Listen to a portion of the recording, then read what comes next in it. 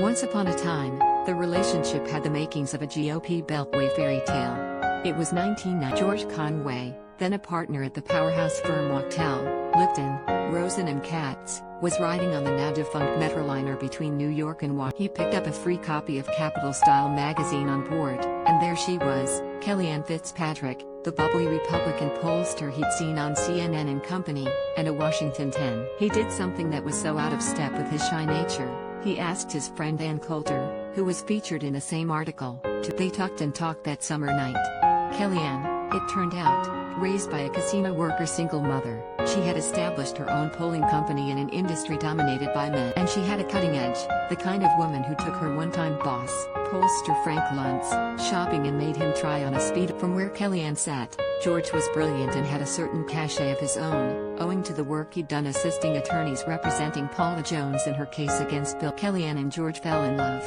He was the one person whose near-constant presence doesn't annoy me, she told. They got married 2 years later in an enormous wedding, had 4 children, settled in Alpine, New Jersey, and amassed a reported $39 million fortune. 2 decades later, the fairy tale has taken a harsh turn.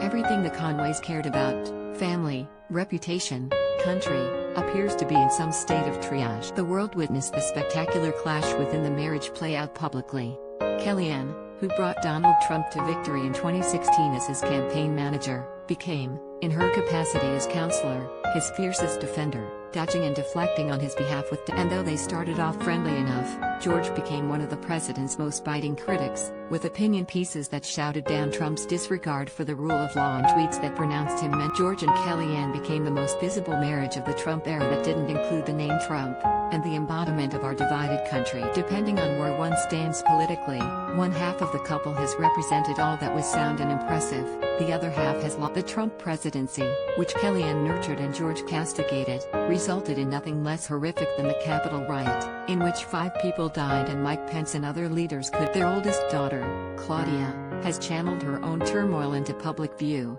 rage mostly aimed at Kellyanne for a range. Her popularity on TikTok, 1.7 million followers, landed her an invitation from American Idol, where she appeared in mid-February. Her complaints about her mother became so widespread that Judge Katy Perry asked on national TV, "Are you okay? Does she still hug you?"